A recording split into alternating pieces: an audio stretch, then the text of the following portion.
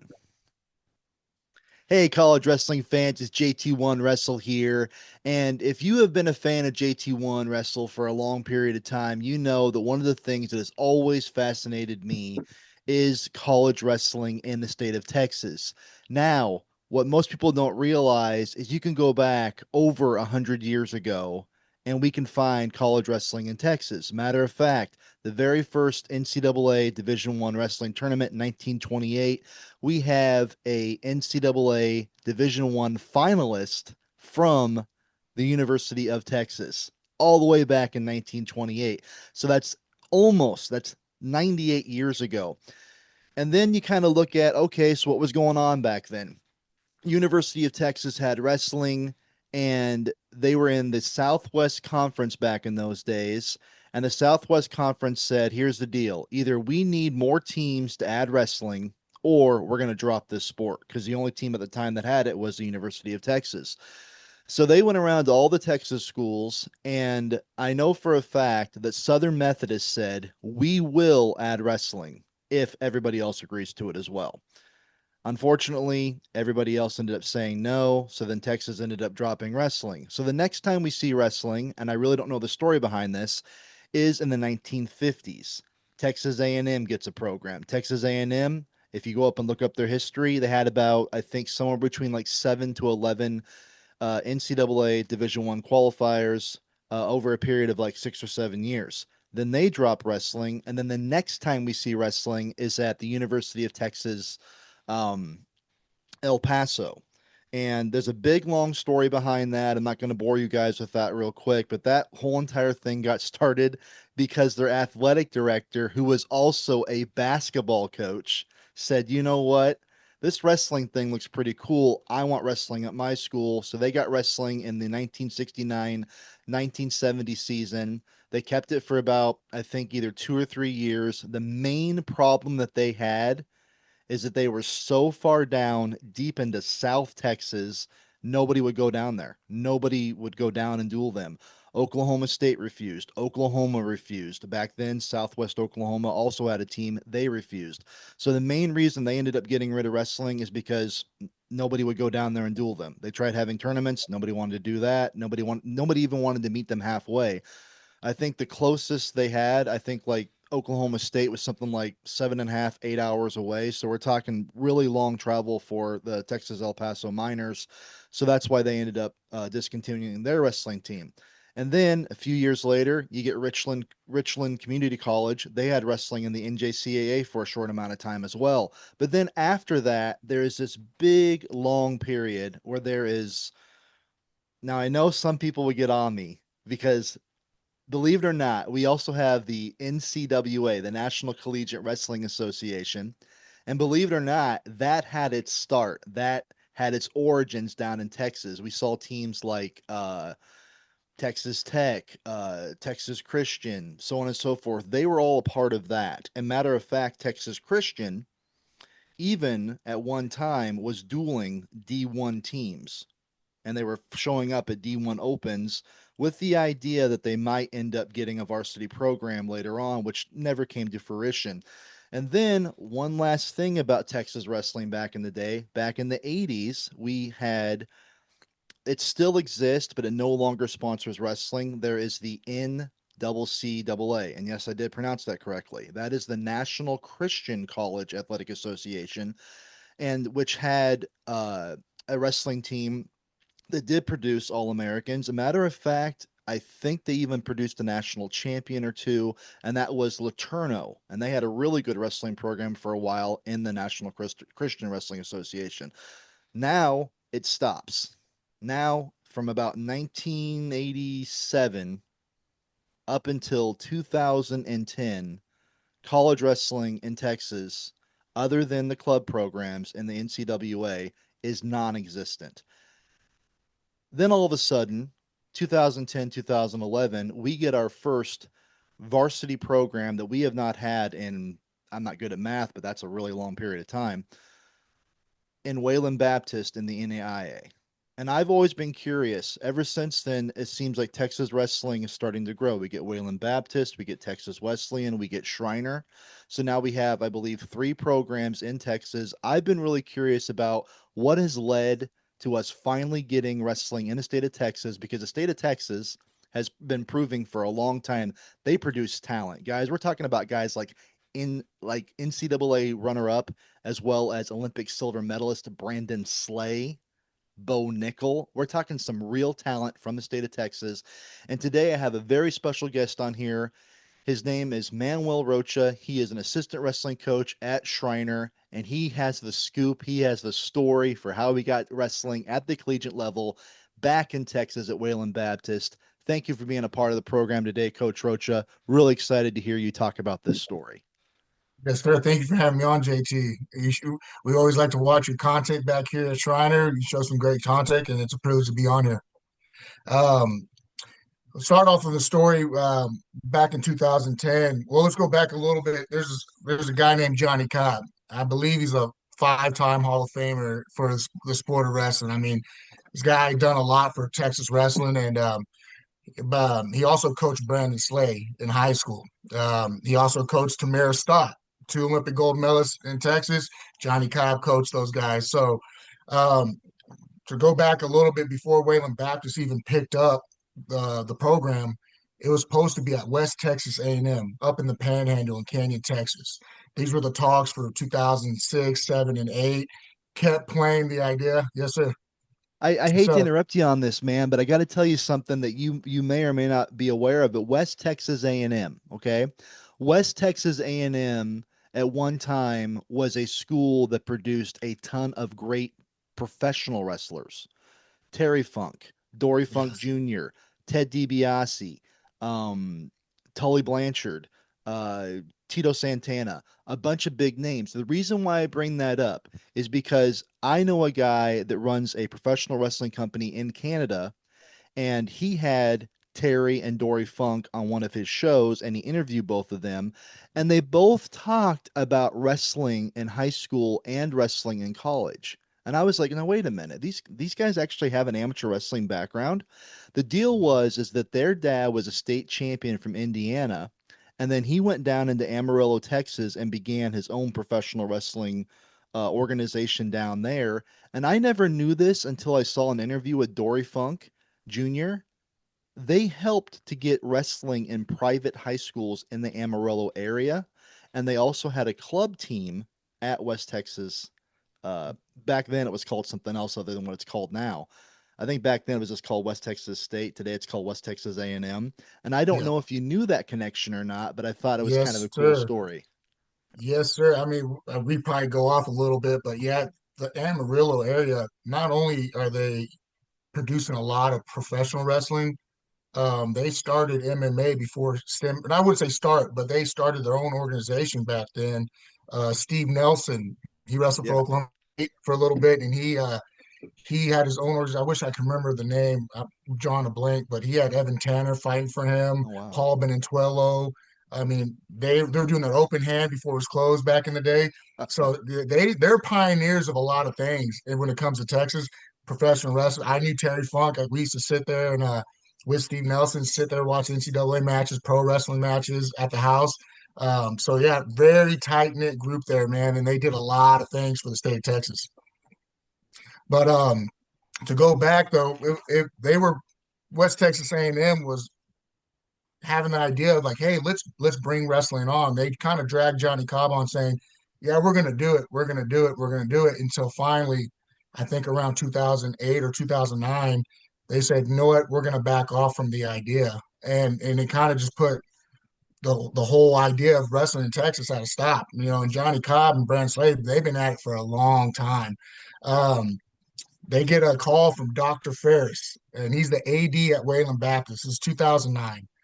And he called Johnny Cobb up and said, hey, I'm interested in bringing a varsity program to Wayland Baptist. I remember talking to Johnny Cobb. He said he didn't think they were real serious about it. They've always been getting told no at the last minute. So I guess he just went over there for the interview, and um, come behold, Dr. Ferris was actually serious. I mean, that meeting that day, we want to start the first legit varsity program in Texas.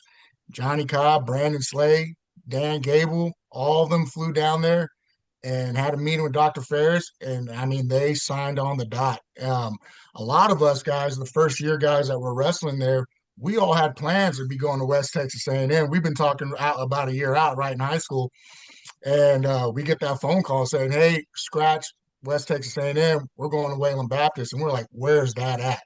Right? If you don't know where Plainview, Texas is, you'll probably miss it. But I mean, we're about smack down the middle between Amarillo and Lubbock. You're about 42 miles. So we get that program started, and I just have to give credit where it's due, man. Johnny Cobb, we call him the Godfather in Texas wrestling. I mean, he basically retired from coaching at Tascosa High School, started this program, had no intentions of coaching it, but he got You got frozen on me. Can you still hear me? offered the job, and he couldn't deny taking the job. So he ended up taking that job, and he brought on a very tough assistant. You might even know his name, Coach Aaron Meister.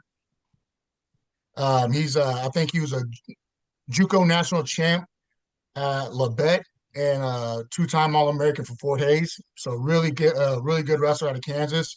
Very blessed to have him. Most important thing is our AD. To have an AD stand behind the team, take time to learn the sport, travel to all the meets, get behind us. I mean, not of course we're going to have struggles with that budget that first year, but to have an AD stand behind us and believe in us and push us, um, and really just give us that good start was everything to us. I mean, Dr. Ferris, his name's Greg Ferris. If y'all want to look him up, Johnny Cobb, Brandon Slade, and of course Dan Gable had everything to do with getting this program started. And to just go a little bit about that first year, believe it or not, we've had around 73 wrestlers recruited that first class. It Wow. was a big class. We had a couple D1 transfers from El Paso. I think they're at American University. There are some El Paso guys. Hey, everyone's thinking, let's come close to home. And we had some good transfers. Obviously, a lot of true freshmen, me being one of them included. And towards the end of that year, it got real thin. I would say, you trim the fat off every year, but we trimmed a little bit of muscle as well. We ended up with seven wrestlers Oh shit. that stayed. And these seven wrestlers, they actually stayed and graduated their 4 years. If I can mention their names, Chris Hart out of Katy, Texas, Frisco De Leon out of El Paso, Chino Alvarez out of Hereford, Texas, Richard Liao out of Pampa, Texas, me, Manuel Rocha out of San Antonio, and Andrew Cosper out of where's his? He's somewhere in that panhandle. I forget where he's at, but those guys stayed, and it was just amazing to see those guys continue on and graduate in those 4 years. Yeah, absolutely. And that's one of the things you said a couple of things right there that I think need to be brought to attention real quick. The first thing you talked about was having an athletic director who is enthusiastic and passionate and stands behind the program. I know I've been writing about wrestling for a long time. I've been doing these interviews now for a while. And I know that when I'm talking to a lot of coaches, especially coaches of newer programs, like I just had on the head coach of Joliet Community College, a newer program in reinstated newer program in Illinois, and he was talking about that, how he was saying how the reason why this is happening, the reason why it's happening at the level that it is happening is because the athletic director is behind the sport. And I think sometimes I don't know if from a fan base or even sometimes some coaches don't realize how important it is to have an athletic director that is behind you and then to have a good working relationship with that athletic director, which you have already illustrated is one of the reasons why Wayland Baptist has been successful. The other thing that you mentioned is that you named all the kids on your team and all the guys that graduated Texas, Texas, Texas, Texas, Texas, Texas, Texas. And I have preached this since I have been a young kid. I've been around since I've been about 14 years old. The whole Johnny Thompson thing started. God, I'm 40 now, so tells you how long ago that's been. I preach for years. Kids want to stay at home. They want to wrestle in front of grandpa and grandma and their friends and their old high school coach. People have been like, "Oh no, no, no, they're okay. Brandon Slay was fine going to Pennsylvania." You know, there was a I'm trying to think of his name right now. He wrestled for Oklahoma. He was fine going to Oklahoma. It's like, yeah, the reason why they're fine going to Pennsylvania or going to Oklahoma is because they didn't have a choice. They didn't have an option to stay at home. You're proving with Wayland Baptist, as you're proving with Texas Wesleyan, as we're proving with Schriener. These Texas kids do want to wrestle at home. And the more opportunities they're going to have to wrestle at home, the more they're going to take it. So No, I I thought agree a those two hundred points needed to be percent. put. I agree 100%. There was a lot of us that were being recruited by a couple other schools that first year program.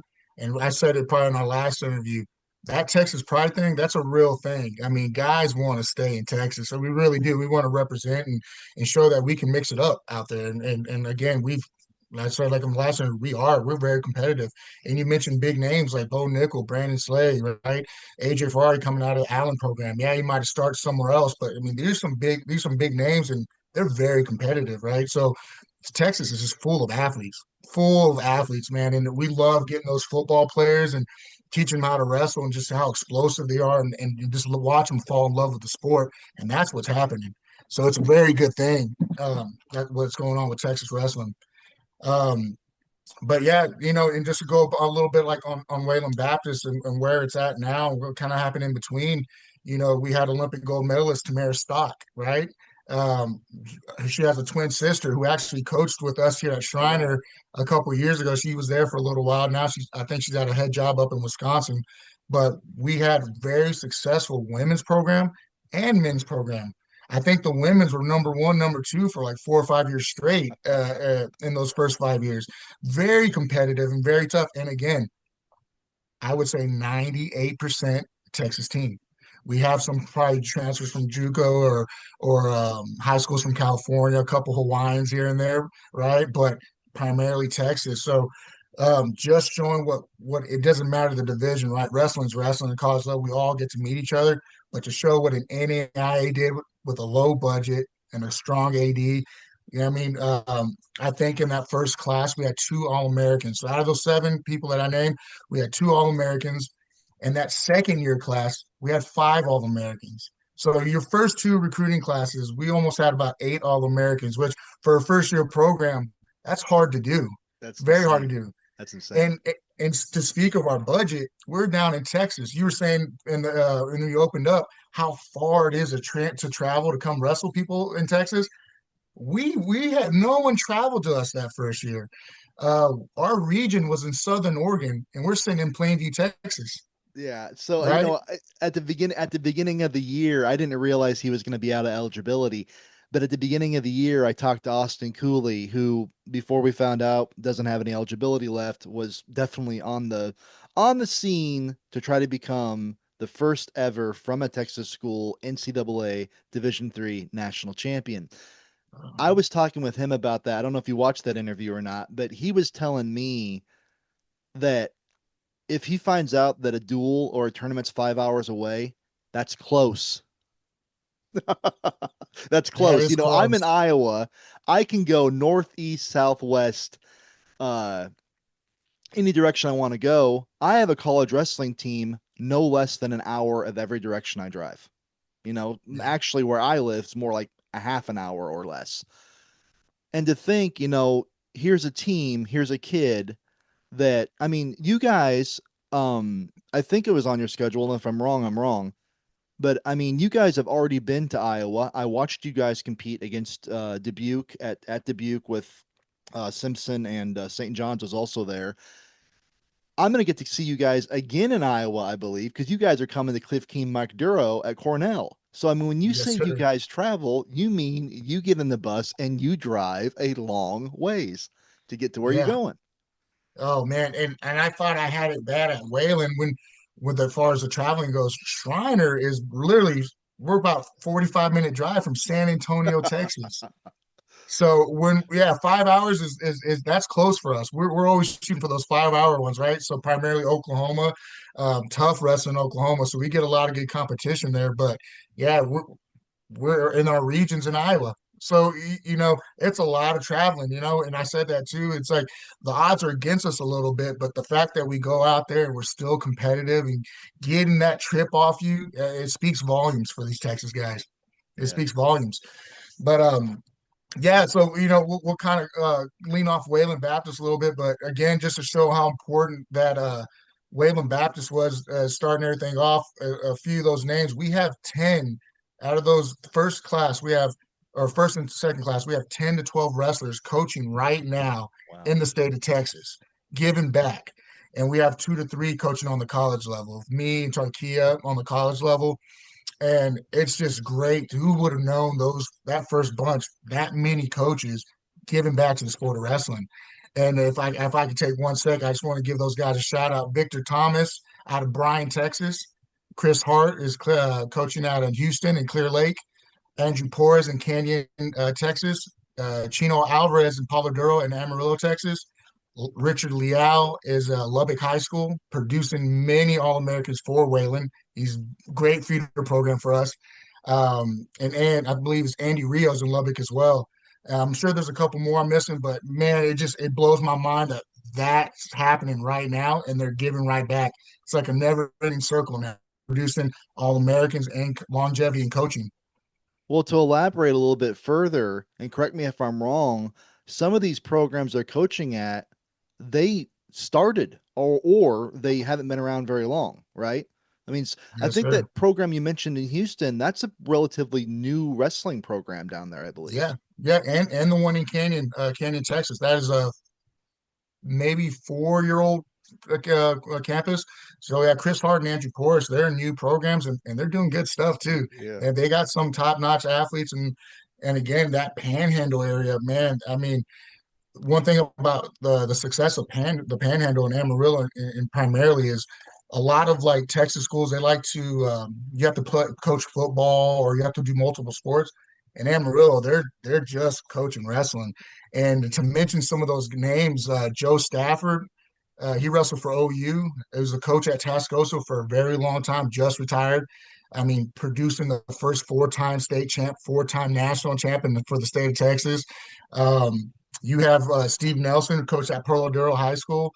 The guys that they all wrestled for Oklahoma State or OU. I mean, we're talking Wow. about standout wrestlers. Johnny Cobb wrestled for Oklahoma State before John Smith did, 2 years before John Smith got there. And and then you have Randall High School. I'm sure you heard about Randall High Oh School out yeah. there in Amarillo. Coach Q, who wrestled at Kearney, All American. Like just they're just giving back to the sport of wrestling. I'm from San Antonio, Texas, and I spent 10 years in that area. And I thought I knew wrestling until I got out there. And Well, and I'm so glad that I got out there. So that's so cool for you to say that. I mean, like, me being an Iowa boy, it doesn't matter where you go in the state of Iowa, wrestling is big here, right? Every place you go, I mean, I think throughout our entire state, maybe one or two high schools doesn't have a wrestling program. And if they don't have a wrestling program, they share somewhere. I'm almost positive no matter where you're at or where you go, you have the option of being a high school wrestler if you choose to be. Um, you know, I didn't really realize that, I always kind of thought wrestling was kind of like sort of like, I guess, what like tennis would be here in Iowa. It's like, yeah, some of the schools have it, some of the kids are good at it, but nobody pays attention to it. Nobody gives a crap about it, right? I was shocked for two reasons. I was in professional wrestling for a while. And I met a gentleman, he's actually from Minnesota. His name is Dennis Stamp. He unfortunately is no longer with us. uh he lived down in Amarillo for years and years and years. And I talked to him one time about because he had been a high school state champion in Minnesota, and then he was an All-American at Concordia, Minnesota for their Concordia. And he and I were talking amateur wrestling, and I told him, I said, does it bother you to be in an area that doesn't really have wrestling? He looked at me, he goes, what are you talking about? And I said, well, you live in Texas, man. I said, you probably isn't much wrestling down there. He set me straight. He said, "Oh no." He goes, "In Amarillo, it's huge." He goes, "All the high schools in Amarillo have it. They're very passionate about it down in Amarillo." He told me he was a referee. He refereed a lot of high school matches, did high school state tournaments, did a little bit of college refereeing as well. So I was really shocked by that. And then about 5 years ago, me and my best friend and my girlfriend and his wife, we took a trip together to California. We drove through Amarillo, Texas on the way to California. I always have something with wrestling on, whether it's a t-shirt or a hat. I always, you know, I'm a college wrestling fan because I'm always wearing something. We stopped at a Walmart down there to get some drinks because we were, Texas is a little hotter than Iowa. So we got down there to Texas. We got into Walmart. So we went in there for some iced tea and some Gatorade and stuff. And I kid you not, I was wearing because we were going to California. So I was wearing an East LA wrestling hat, and a guy comes up to me and he asked me, he goes, "What high school is that? Is one of the high schools near us?" And I was like, "No, man, this is a college. This is East Los Angeles." He starts talking to me about that his boy wrestles in high school and that his boy made the state tournament that year. And here I am, a kid from Iowa talking to a dad in the middle of a Walmart parking lot in Amarillo, Texas, about high school wrestling. And I was like, that's pretty cool. I never would have thought that happened to me in Texas. So I thought that was pretty neat. Yeah, I mean, just to go back how big Texas is, like again, I lived in San Antonio. I was like, where's Amarillo at? That's how big Texas is, right? And I'm like, where is this? And I get there, and I mean, I lived in Amarillo for 5 years. I even helped coach after I left Wayland coach, I went to Amarillo and helped out the Tascosa team, did the youth program for 5 years there. And then I mean, the youth program alone. I've never seen 4, 5, 6-year-olds wrestle at that level. Oh, wow. They're doing things that you probably would do as a freshman in college. And just to get back, I don't know if you know this, the Nearfall brothers wrestle for Central Oklahoma. They're from Amarillo, Texas. So every time you wear Nearfall clothing, that's coming from Amarillo, Texas. That's how strong Amarillo, Texas is with wrestling. That's So, really cool. yep, yes, sir. But yeah, and then kind of just going off that Wayland, the second program that was started in Texas was Schreiner University. Um, Schreiner University went through a probation period about 2 to 3 years as the club level. Kind of, I guess you kind of give them that enrollment, seeing how it's looking, and also it's its first NCAA program in the state of Texas. Now that was big. That was big for us. We knew that when I took the job, and I want to say Troy Jewell, originally a California guy, moved down to Texas in the '90s.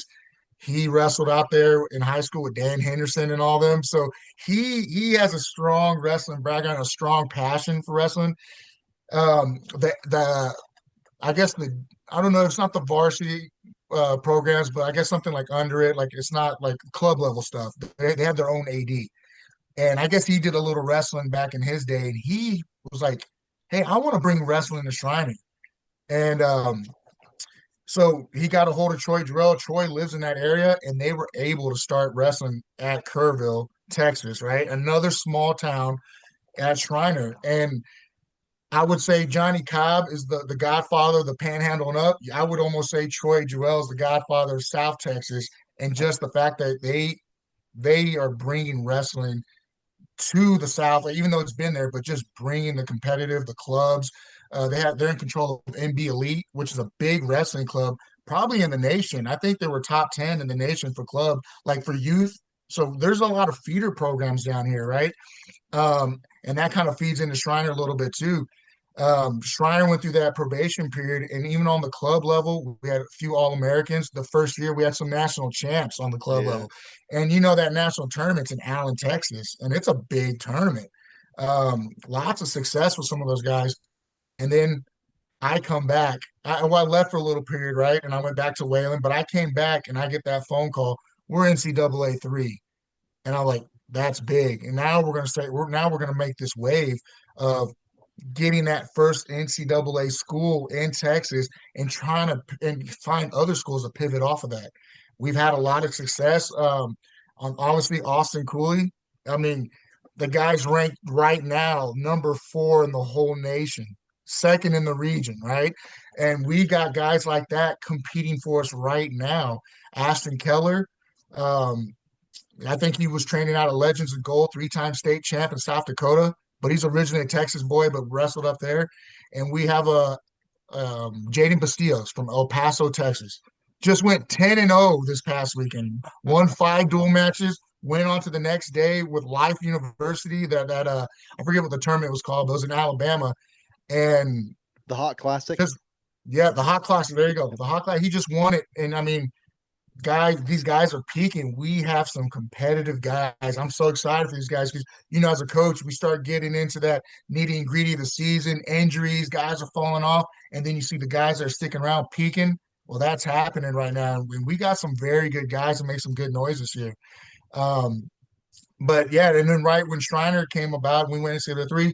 Texas Wesleyan established himself before we did as an NCAA three as another NAIA program. And so now you have two NAI programs in Texas.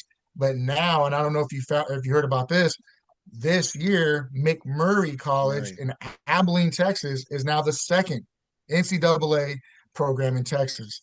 And we made history a couple months ago on having our first NCAA duel in the state of Texas. That's So there's a lot of awesome. history being made here, Yeah, man. And man. it, Yeah. just Yeah. see the wave that it's making. It's very exciting. And we don't have a lot of time left. This might end up having to be a two-parter instead of just a one-parter, but you're seeing the growth of it. It's gonna, hopefully get more and more. I know they've talked about possibly Richland maybe getting their official status back in the NJCAA. That'd be exciting. And then of course, everybody everywhere. When are we going to get D1? That's what so many fans out there are so concerned about and so Yes. wrapped up in. And it looks like the answer to that question is relatively soon. Tarleton State doing a great job. They got some really super tough kids on their team. They haven't been afraid to go out there and compete against. Let's see here. They wrestled Oklahoma not all that too long ago. So I think we're gonna, Mhm. see a D1 program down there. And once that happens, I have a feeling the floodgates are just going to open. And we're going to start seeing a Oh lot yeah. more NAIA D3. I don't know. Is there a lot of D2 down in Texas? I mean, there's quite a bit of schools, but to think that if possibly them getting wrestling, I think you probably see a D1 before a D2. And I only Really? say that because of Tarleton and the connection that Tarleton have. I mean, the fact that you got Tarleton going to a tri-dual with D1 Yeah. schools, Yeah. Yeah. I mean, Yeah. that's big, man. I mean, and they do have some competitive guys on their team. I mean, we're pushing for them.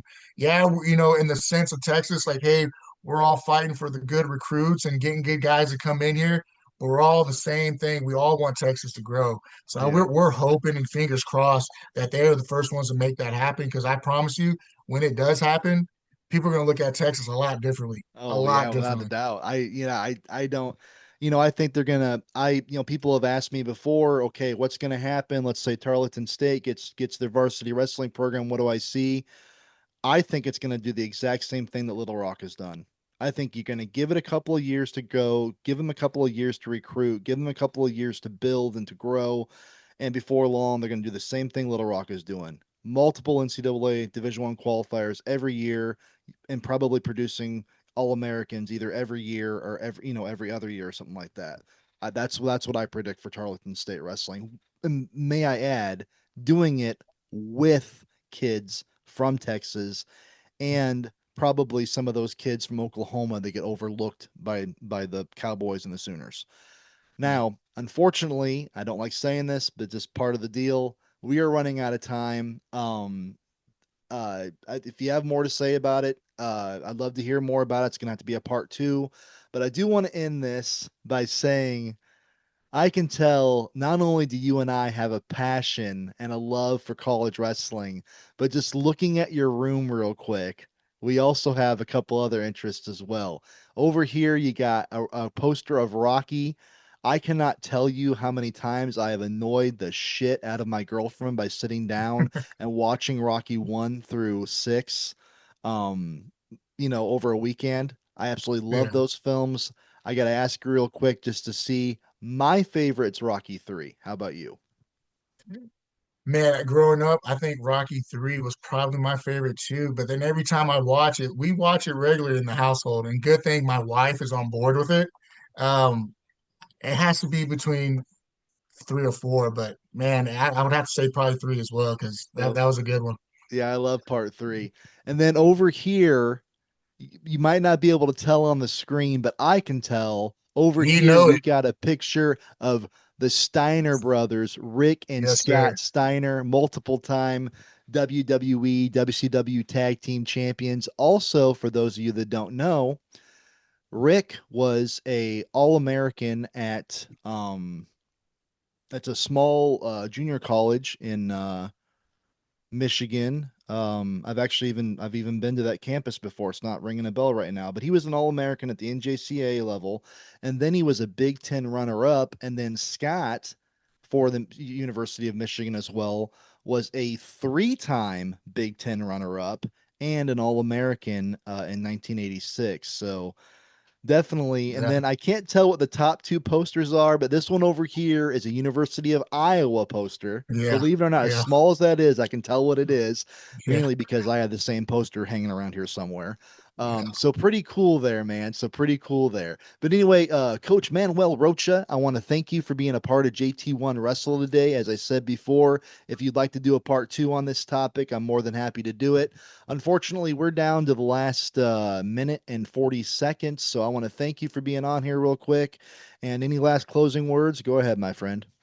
Oh no, I just appreciate you having me on and being able to share this content with everybody. And guys, if whoever's watching, please follow JT1 Wrestle. Man, he does great content, great interviews, and he's actually putting our sport on the map. And we appreciate everything that you do for us. I appreciate the kind words, man. You have a great day. And I tell you, the weather's better down there, but actually, believe it or not, here it is the 8th of January and it's 40 degrees outside. So you must be sending some of your great weather up here to Iowa, and I really appreciate that.